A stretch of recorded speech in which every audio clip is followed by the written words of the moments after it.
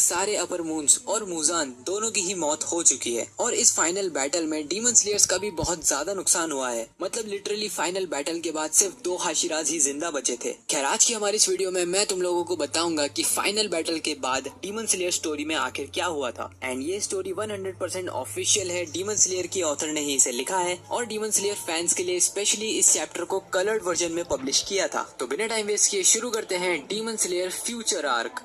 तो time skip के पहले हमें दिखाई जाती है एक झोपड़ी जहाँ पर तांजीरो, जेनित्सु, नेजुको और इनोस्के सारे लोग साथ में रहते थे। और उसके बाद हम लोग देखते हैं एक टाइम स्किप। हम देखते हैं एक फुल्ली मॉडर्नाइज्ड और डेवलप्ड सिटी को। ये टाइम स्किप लगभग 3 जनरेशंस के बाद का है, यानी कि 100-150 साल के आसपास। हम लोग सबसे पहले देखते हैं एक 16 साल के लड़के को जिसका नाम है कनाटा कमाडो, जो कि तांजीरो कामाडो का डायरेक्ट डिसेंडेंट है। कनाटा जो कि अपने घर में सबसे बड़ा बेटा है, वो अपने छोटे भाई सुमी ही को कमाडो को जगाने की कोशिश करता है, जो कि एक्चुअल में उसका छोटा भाई है, लेकिन वो एग्जैक्टली तांजीरो की तरह दिखता है। कनाटा अपने छोटे भाई से बोलता है कि जल्दी से उठ जाओ वरना आज तुम स्कूल के लिए लेट हो जाओगे। जिस पर सुमी ही को, जो कि छोटा भाई है, वो कहता है कि मैं बिल्कुल जागा हुआ हूँ, जबकि वो पूरी तरीके से नींद में था। ये सुनते ही कनाटा अकेला ही स्कूल चला जाता है, क्योंकि सुमी ही को अब 15 साल का हो गया था और वो कोई बच्चा नहीं है। जिसके बाद हम लोग देखते हैं हमारे फेवरेट जेनित्सु का फ्यूचर का घर, जो कि टोक्यो में था। वैसे ये सारे इवेंट्स टोक्यो में ही हो रहे हैं, तो हाँ टोक्यो में। हम लोग देखते हैं जेनित्सु के डायरेक्ट डिसेंडेंट योशितेरु अगात्सुमा को, जो कि उसके ग्रेट ग्रैंडफादर जेनित्सु की ऑटोबायोग्राफी पढ़ रहा था। तो बेसिकली तुम लोगों को पता ही होगा कि जेनित्सु ने फाइनल फाइट में डीमन स्लेयर मार्क अनलॉक नहीं करा था, तो वो 25 साल से ज्यादा जिया था और इसी वजह से उसने खुद के ऊपर एक ऑटोबायोग्राफी लिखी थी, जिसमें उसने खुद को प्रोटैगनिस्ट बनाकर जितने भी डीमन से रिलेटेड इवेंट्स हुए हैं उन सभी को उस बुक में लिखा है। फिर योशितेरु, जो कि जेनित्सु का ग्रेट ग्रैंडसन है, वो उस ऑटोबायोग्राफी को पढ़कर खत्म करता है और रोने लगता है, क्योंकि उसने अभी अभी फाइनल फाइट खत्म करी थी मुजान के साथ। और फाइनल फाइट के दौरान जितने लोग मरे थे, शायद उसकी वजह से वो काफी ज्यादा इमोशनल हो गया था। और तभी उसकी बड़ी बहन तोको आकर उसे लात मार देती है और उसके छोटे भाई से बोलती है कि तुम अपने दादाजी की झूठी कहानी को फिर से पढ़ रहे हो। क्या तुम्हें इतनी छोटी सी चीज समझ में नहीं आती कि डीमन जैसी कोई चीज नहीं होती? तो यहाँ पर हम लोग देख सकते हैं कितनी बड़ी आयरनी हो रही है। जेनित्सु की ग्रेट ग्रैंड डॉटर को यकीन ही नहीं है कि ऐसा कुछ हो भी सकता है। लेकिन हमें यहाँ पर एक बहुत ही कमाल की चीज पता चलती है कि फाइनल फाइट के बाद जेनित्सु और नेजुको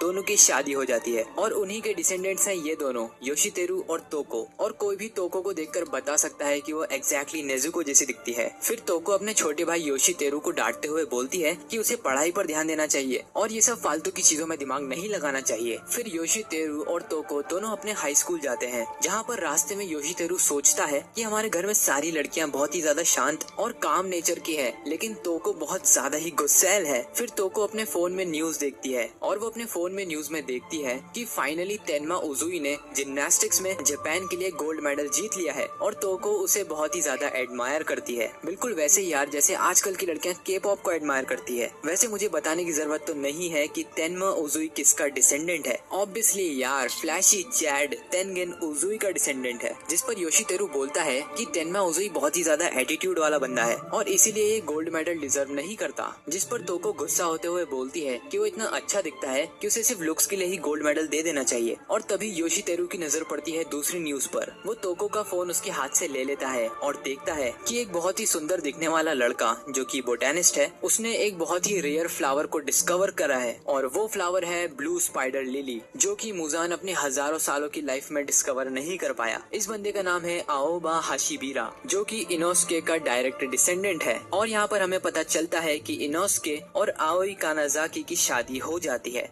और ये उन दोनों का ही डिसेंडेंट है। एंड क्योंकि इनोस्के ने भी डीमन स्लेयर मार्क अनलॉक नहीं करा था, इसलिए वो भी 25 साल से ज्यादा ही जिया है। फिर हमें पता चलता है कि डीमन किंग मुजान किबुत्सुजी क्यों कभी ब्लू स्पाइडर लिली को खोज नहीं पाया था। तो ऐसा इसलिए था क्योंकि एक एक्सट्रीमली रेयर प्लांट है, जो कि साल में सिर्फ 1 या 2 दिन के लिए ही खिलता है और वो भी डे लाइट में। रात में उसका खिलने का कोई स्कोप है ही नहीं। एंड क्योंकि मुजान सन के नीचे नहीं जा सकता था, इसीलिए शायद वो ब्लू स्पाइडर लिली को कभी खोज ही नहीं पाया। एंड हम लोग देखते हैं कि जो इनोस्के का डिसेंडेंट डिसेंडेंट है, उसने गलती से ब्लू स्पाइडर लिली को हैंडल करने में कोई गलती कर दी, जिस वजह से उसे मीडिया के सामने आकर सॉरी बोलना पड़ा और बहुत ज्यादा क्रिटिसिज्म का सामना भी करना पड़ा। ये देखकर योशितेरू पूरी तरीके से घबरा जाता है, क्योंकि उसे लगा था कि इतनी सुंदर ये एक लड़की है, जिस पर उसकी बहन तोको उसे डांटते हुए बोलती है कि वो कोई लड़की नहीं है, वो लड़का है। और ये सुनते ही वो शॉक हो जाता है और इससे हमें पता चलता है कि योशितेरू भी अपने ग्रेट ग्रैंडफादर जेनित्सु की तरह ही परवर्ट है। फिर तोको और योशितेरू आगे बढ़ते हैं अपने हाई स्कूल की तरफ एंड उन्हें रास्ते में दो क्यूट से ट्विंस दिखते हैं, जो कि रिजेंबल कर रहे थे मुइचिरो तोकितो और उसके भाई को। उन दोनों ट्विंस ने जो ब्लैंकेट्स ओढ़ रखी थी वो भी एग्जैक्टली टोकितो ट्विंस की तरह ही थी। तभी योशितेरू के पास से दो सुंदर लड़कियां निकलती हैं, जिन्हें देखकर उसका दिल गार्डन गार्डन हो जाता है। और वो दो लड़कियां रिजेंबल कर रही थी शिनोबू और उसकी बड़ी बहन को। योशितेरू कहता है कि मैं जानता हूँ कि ये दोनों शिकरी गर्ल्स स्कूल से हैं, जिस पर उसकी बहन तोको बोलती है कि वो बहुत ज्यादा क्रीपी है। लेकिन तोको जैसे ही तांजीरो के डिसेंडेंट तनाका को देखती है, वो बहुत ज्यादा खुश होकर उसके पास चली जाती है और कनाता को बताती है कि आज वो कितना ज्यादा क्यूट लग रहा है। तो यहाँ पर देखकर तो ऐसा ही लग रहा है कि ये दोनों कपल्स हैं, लेकिन मुझे यहाँ पर दिक्कत ये लग रही है कि इन दोनों के ग्रेट ग्रैंडफादर और ग्रेट ग्रैंड मदर्स रियल भाई बहन रह चुके हैं, तो शायद ये बात इन दोनों को ना पता हो। खैर, योशितेरू यहाँ पर गुस्से में बोलता है कि वो काला जादू सीख रहा है, तो कनाता की भलाई इसी में है कि वो थोड़ा बच कर रहे, जिस पर तोको उसे डांट देती है। फिर ये तीनों अपने हाई स्कूल के रास्ते पर निकल पड़ते हैं और पास ही में एक किंडर गार्डन को देखते हैं, जहाँ पर एक बहुत ही बड़ा और बॉडी बिल्डर इंसान बच्चों को संभाल रहा था। और ये बंदा द बीस्ट स्टोन हाशिरा गियोमे को रिप्रेजेंट कर रहा था। एंड योशितेरू यहाँ पर बोलता है कि ये बंदा इस जॉब में बिल्कुल ही अजीब लग रहा है, ये इतना बड़ा है कि इसे बॉडी बिल्डिंग में होना चाहिए, ना कि छोटे छोटे बच्चों को संभालना चाहिए। फिर तोको कनाता से पूछती है कि अगर आज शाम वो फ्री है तो वो दोनों कहीं खाने बाहर जा सकते हैं, क्योंकि रास्ते में उसने एक बहुत ही अच्छा रेस्टोरेंट देखा है और वो रेस्टोरेंट दो कपल्स चलाते हैं, जिसमें लड़की के बाल पिंक है और लड़का काफी अजीब है और उसकी आंखें भी दो अलग अलग कलर्स की है। और यहाँ पर बात हो रही थी दी हाशिरा कपल्स ओबोनोई और मित्सुरी की। वैसे अगर तुम लोगों ने मुजान की फाइनल फाइट देखी होगी तो तुम्हें पता होगा कि ये दोनों जब मारे जाते हैं तब ओबोनोई और मित्सुरी दोनों की ही आखिरी विश होती है कि वो वापस से जन्म लें और वापस से कपल्स बने, लेकिन इस बार अच्छी और पीसफुल लाइफ जिए, जो कि फ्यूचर में हम लोग देख सकते हैं सच हो चुका।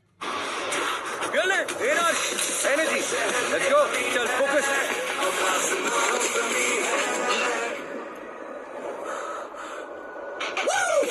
Game on. Hey, game on. Energy focus, ultimate performance. A Rush Energy. A game on.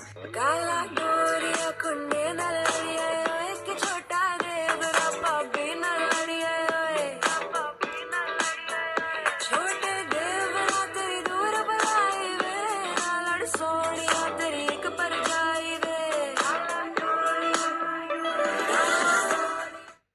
सच हो चुका है। फिर हम लोग तांजीरो के फ्यूचर घर को देखते हैं, जहाँ पर सुमिहिको की नींद खुल जाती है और वो देखता है कि वो स्कूल के लिए बहुत ज्यादा ही लेट हो चुका है। तो वो फटाफट से स्कूल के लिए तैयार होता है और अपनी अपार्टमेंट की खिड़की से कूद पड़ता है। एंड यहाँ पर हमें पता चलता है कि सुमिहिको कितना कमाल का एथलीट है। वो लोगों के घरों से होते हुए और दौड़ते हुए अपने स्कूल जाने लगता है और रास्ते में वो एक घर के बीच से निकल जाता है, जिस घर में दो बूढ़े इंसान चेस खेल रहे थे। और ये दो बूढ़े और कोई नहीं, फॉर्मर थंडर हाशिरा और फॉर्मर वाटर हाशिरा उरोकुडाकी थे। मतलब ऑब्वियसली उनकी रिजेम्बलेंस थी, वो थोड़ी होंगे। तभी फॉर्मर थंडर हाशिरा उस छोटे बच्चे पर चिल्लाता है कि तुम रोज के रोज यहाँ से निकलते हो और इस बात की शिकायत मैं तुम्हारे घर में करूंगा। फिर उन्हीं दोनों बूढ़ों के घर पे टीवी में एक न्यूज चल रही थी कि कैसे एक उबियाशिकी नाम के बंदे ने जापान के सबसे बूढ़े इंसान का रिकॉर्ड अपने सर ले लिया है। एंड यहाँ पर बात हो रही थी कगाया उबियाशिकी के बेटे की, जिसकी उम्र 100 साल से भी ज्यादा है। एंड ये एक बहुत ही कमाल का प्रूफ है कि जो उबियाशिकी फैमिली पर कर्ज था कि वो लोग 30 साल से ज्यादा जिंदा नहीं रह पाएंगे, वो फाइनली ब्रोक हो चुका है। इनफैक्ट काफी अच्छे से टूटा है, इतना अच्छे से कि क्रिया 108 साल से भी ज्यादा जिंदा रह चुका है। फिर सुमिहिको भागते हुए एक शॉप के पास से निकलता है और उस शॉप का नाम था हागानेजुका इक्विपमेंट्स, जो कि एक ब्लैक स्मिथ शॉप थी। और वो इतना तेज दौड़ रहा था कि बस वो 3 छोटी लड़कियों से टकराने ही वाला था। और ये 3 छोटी लड़कियां रिजेंबल करती हैं सुमी, कियो और नाहो को, जो कि बटरफ्लाई मैंशन में थी। और सुमोहिको इतनी ज्यादा स्पीड में था कि वो एक पुलिस ऑफिसर की गाड़ी के ऊपर से जंप मारकर निकल जाता है और ये देखकर उस पुलिस वाले को बहुत ज्यादा ही गुस्सा आ जाता है और कार में बैठा ऑफिसर और उसका असिस्टेंट रिजेंबल कर रहे थे सानेमी और उसके छोटे भाई गेन्या को और गुस्से में वो दोनों ऑफिसर्स सुमोहिको का पीछा करने लगते हैं। दौड़ते हुए सुमोहिको और कुछ बच्चों के पास से निकलता है और ये 3 बच्चे रिजेंबल कर रहे थे ग्यू तोमियो का और उसके बेस्ट फ्रेंड्स साबितो और माकोमो को। जो बच्चा ग्यू की तरह दिख रहा था उसका एक्चुअली में नाम है गीची, जो कि ग्यू तोमियो का डायरेक्ट डिसेंडेंट है। और कमाल की बात तो ये है कि वो तीनों बच्चे आपस में एक कीचेन के बारे में बात कर रहे थे और ये कीचेन बिल्कुल उस कैट मास्क की तरह दिखता है जो कि उरोकोडाकी सारे अपने स्टूडेंट्स को देता था। फिर हम लोग देखते हैं योशितेरू को, जो कि अपने फोन में एक सुंदर सी लड़की की ड्राइंग देख रहा था। ये सुंदर लड़की और कोई नहीं बल्कि लेडी टामायो थी। योशितेरू अपने दोस्त को बताता है कि ये जो फोन में पेंटिंग है ये एक यूशिरो नाम के बंदे ने करी है और वो बहुत ही कमाल का आर्टिस्ट है। उसकी ड्राइंग्स को देखकर पता ही नहीं चलता कि वो ड्राइंग है या रियल फोटो। एंड यहाँ पर बात हो रही थी दी ओनली डीमन अलाइव यूशिरो की। एक्चुअली में तांजीरो ने आखिरी बार यूशिरो से बोला था कि प्लीज वो हमेशा जिंदा रहे, क्योंकि सिर्फ तुम ही हो जो कि लेडी टामायो को अपनी मेमोरीज में जिंदा रख सकते हो। और यही वो कारण था कि यूशिरो नहीं मरता है और खुद को एज अ आर्टिस्ट आइडेंटिफाई करता है। फिर हम लोग देखते हैं सुमिहिको को, जो कि अपनी स्कूल की तरफ और तेजी से भागता है। एंड तभी वहाँ पर तोजिरो नाम का उसका दोस्त आ जाता है जो कि रिजेंबल कर रहा था रेनगोकू को। हालांकि वो रेनगोकू का ही ब्लड है क्योंकि वो रेनगोकू के छोटे भाई का डिसेंडेंट है। तोजिरो और सुमिहिको दोनों ही स्कूल की तरफ बढ़ने लगते हैं। सुमिहिको यहाँ पर बोलता है कि मुझे तो यकीन ही नहीं हो रहा कि तुम भी लेट हो, जिस पर कोजिरो बोलता है कि मैं कल रात 4 बजे तक जागा था